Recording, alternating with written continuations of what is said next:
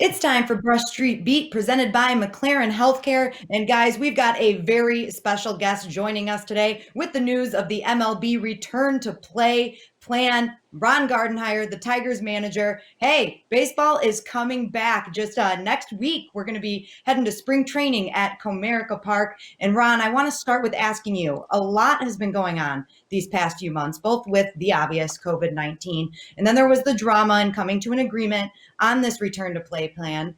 What have the past few months been like for you, and how are you feeling about everything now? Well, it's been anxiety, a lot of anxiety with the COVID itself, and trying to stay clear of everything, wearing masks everywhere we go, and actually getting to know my wife. I mean, I've never spent this much time with her, so and she still likes me, so I'm going good right now. So, but it's been crazy, and finally, having these meetings, been on Zoom so many times you can't believe it, but finally getting together and talking about playing baseball for real now, and we're going to do this, and we're going to start spring training up in Detroit, so pretty exciting now.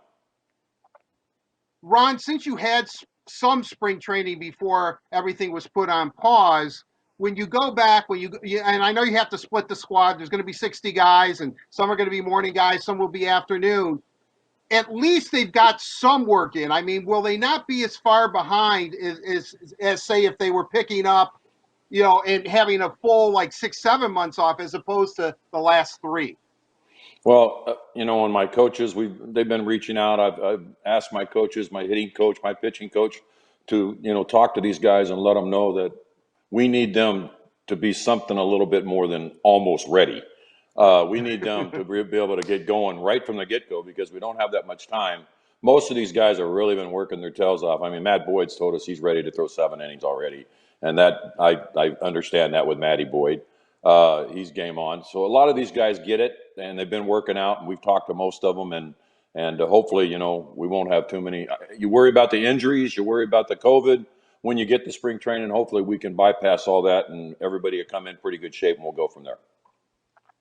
As mentioned, spring training will start next week at Comerica Park right here in Detroit. Can you walk us through some of the health and safety measures that have been put in place to take care of the Tigers staff and players?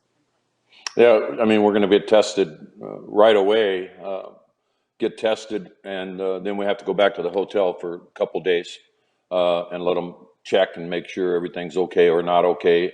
That's immediate, but it's going to be an everyday thing. Before we go in, they'll shoot your forehead and make sure your temperature's okay, and you'll probably have to do a test every 2 or 3 days, and we'll find out more once we get there and do all this, but we've had long conversations, and our trainer explained it all today. It sounds something like I've never done before. So I guess it'll be entertaining. They tell me it doesn't take long when you do the test on an everyday basis, but they want to check you. We'll be able to, but the first day, I think when we go in there, it's going to be a little more entertaining, if that's the word. Right. Ryan, you have a great personality. I am curious, if you have to wear a mask in the dugout, do you have one picked out yet? Do you have a favorite one right now? Well, my wife and I have actually been buying masks, and we buy them for everybody else. And of course, the 2 that I picked out, my son and his fiance came over the other day, and what do you think they did? They took the mask. So I've got like a bandana for my motorcycle, and I just pull it up over my face. It's an American flag. That's probably what you'll see me in. I know you mentioned some Tigers masks in your press conference yesterday. Maybe we should get on those Tigers masks, and we can all have matching ones, maybe an English D or just some stripes, something like that. I would love to wear a Tiger. If I have to wear a mask, I would love to have one in the uniform. That would be straight entertainment for me. I would enjoy that. What are the biggest takeaways from talking with you, Alavila, and Matt Boyd yesterday in the press conferences was that Michael Fulmer is now able to practice baseball at full capacity. He's 100% and ready to go. And in a normal situation, he would probably pitch a few games in the minors and be called upon and bring up to Detroit when he was ready. With that out of the question, what does that process look like for him, and how long do you think we're really looking at until he's able to start a game for the Tigers? Well, and I've been over to Lakeland a couple of times, and he looks great. He's lost so much weight, and he's doing everything. He's throwing, and he's chomping at the bit. And the one thing that we try to tell him, we got to be calm here. You know, this has been some pretty serious stuff you went through with your leg and your arm. So let's not try to rush into this. Let's let him get some innings underneath his belt, and we'll see. I know in spring training he's going to want to make our baseball team, and that's why you love the guy. He's so competitive, and he's doing well. But I just want to make sure, and I've talked to the trainer about it, let's just do the right thing first and let this calm down a little bit, because if he starts going too hard, he gets hurt. He's just wasted a lot of time for himself. So we want to do the right thing with him, but it's really cool having him back because he's a stud when he's healthy, and he can really help us. Ron, a couple of things that came out of Wednesday's press conference was that Al Avila was cautious when talking about the Tigers' young arms, if we'll see him this season in Detroit. Of course, Mize, Manning, Struble, possibly Faedo. You were a little more optimistic in saying, yeah, well, maybe we will get these guys will see some action in the big leagues, throw at least an inning or two. And of course, Matt Boyd was, yeah, these guys are ready. Let's get them in there. How optimistic are you that we're going to see some of these young arms we've heard so much about maybe make their Detroit major league debut? Well, and we've talked about this. We've always said not rush them, but these guys, they can do some things. We saw them in spring, our first spring. What would that be called? 1.0. Yeah. And now we'd like to see them in 2.0.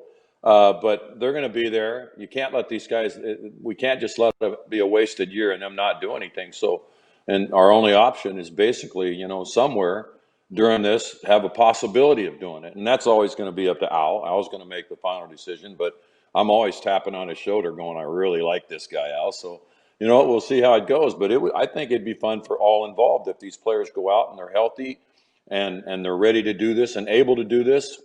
I think everybody would like to see him, including Al and myself. Ron, do you feel the same way about the guys that aren't pitchers, like a Riley Green or maybe even a Spencer Torkelson? Absolutely. And Cody Clemens, they really showed up in spring training. Now, Torkelson, his first year, that's probably going to be a little difficult to do something like that with him. But I want to see him. Hopefully we get to see him in this 60-man thing. I know we will, and shake his hand and introduce myself. And then, some of the other guys. We got some talented kids coming up. That's what's really fun in this organization. We were having a good spring. I really enjoyed our team. We were scoring runs when we had the big boys in there, and these kids came up and they didn't back down a bit. They were really getting after it. So we've got a lot of good things going for us, this organization. And I've told everybody, we got to be ready here when this thing starts, this 60 games. We have to be ready to go from the get-go because anything can happen this year.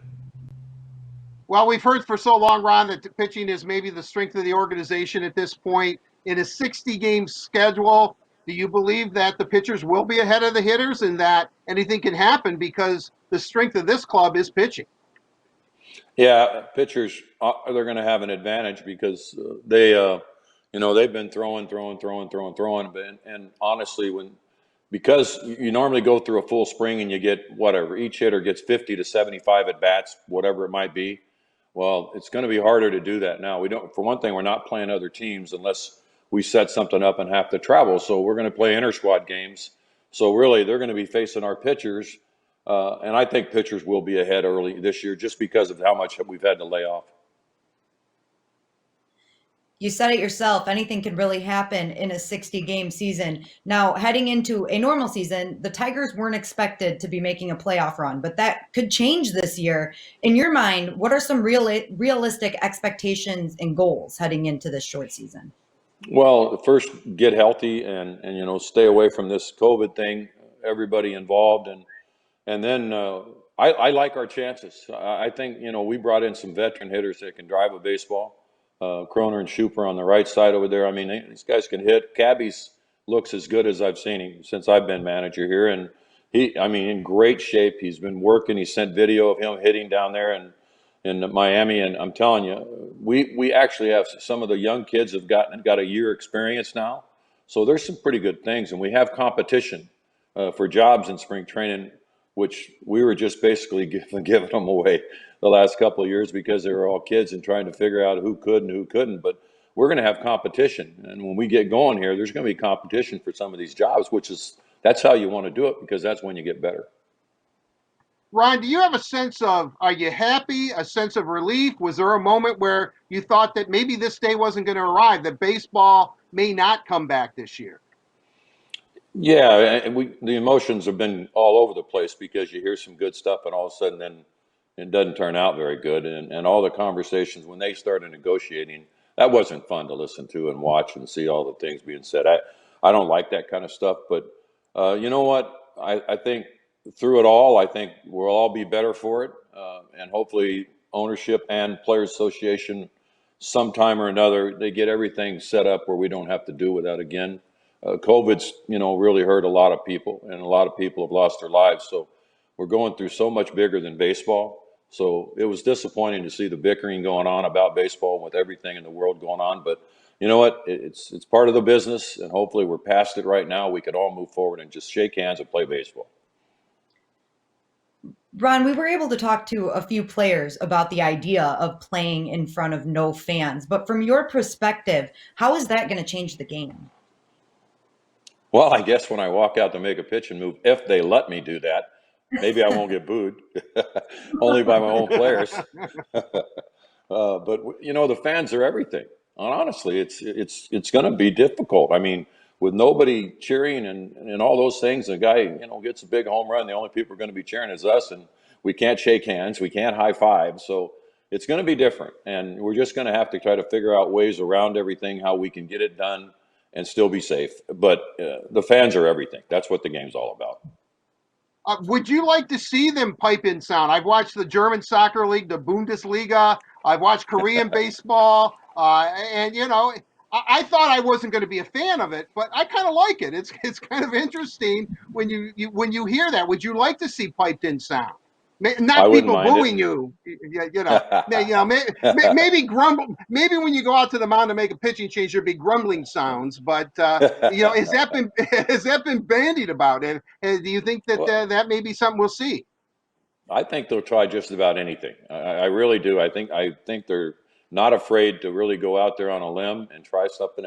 You know what? We need noise. You need music. You need something. Once the game starts going, the pitcher's pitching. Sure, you turn down the music, but you could still have some roars, and that might be entertaining for us. Just like I said, it depends on what part of the country they're from. If it's like New York, I don't really want to hear their voices. They kill me. So, and I love New York. I played there. You know what I mean? But when they start talking, yo, Gardy, give me a ball. I don't want to hear it. Ron, I know this is kind of jumping all over the place a little bit, but I did want to talk to you about the Tigers draft class this year. When you look at the grades they were given by media and writers, it's A's and A pluses all across the board. What were your thoughts about the 2020 draft class? I was excited. I played a little part in it because we lost 114 games last year. We got the number one pick. I happened to be the manager, so I kind of helped out a little bit. But you know what? We had a really good draft. They did very well, and that's what everybody's talking about. And the players we got are really exciting baseball players and some offensive stars. So this ought to be pretty fun. And we're going to get a chance to meet them because they're going to bring them in. So that'd be kind of cool to meet these kids. And from everything I've heard, we did really well, just like you guys. And our scouts are they're smiling. They did good. Well, another player that had a pretty good spring, and last year in last year's draft, when I read about him, they said, well, Riley Green, he's slotted fifth. The Tigers are picking fifth. He'll probably go there. Everything I read about him, I go, why isn't this guy going to be picked number one? But wow, were you surprised at how he acclimated himself in spring training? He had a really good spring. He was killing it. He was absolutely playing great, and you could see some young things in the outfield, a couple of mistakes he made, trying to do too much, and that's just being young. But with that bat in his hand, he's phenomenal. I mean, he was hitting major league pitching, and honestly, we probably brought him over too many times and got him too many at-bats because he was leading our team in hitting, I think, and that wasn't good. It's not supposed to happen yet. So he's a stud. He can really hit. Ron, I want to leave you with this. You know how loyal Tigers fans are, and it's been a long road for us to get to this point. What would your message be for them right now? Well, and everybody, like I said, everybody's been through an awful lot here. And baseball, I think, hopefully can inject some happiness into people. And with that old English D going out there, we're proud of it. I'm proud of this baseball team, what we had in spring training, and I'm proud to be a part of it. And we can't wait to get back out there and give you guys something to cheer for. So, this club is on the way up. I mean, it's definitely on the way up. Our draft picks, we just talked about that. The team that we had in spring training was a blast. Great bunch of guys that really get after it and pretty talented, along with a lot of the young kids that are starting to develop, getting better and better themselves. So there's a lot going on for the Detroit Tigers. Very well said, Ron, and thank you so much for joining us today. I'm really looking forward to the next few months in baseball making its return. Also, a big thank you to McLaren Healthcare for bringing us Brush Street Beat this week and every week right here on The Word on Woodward.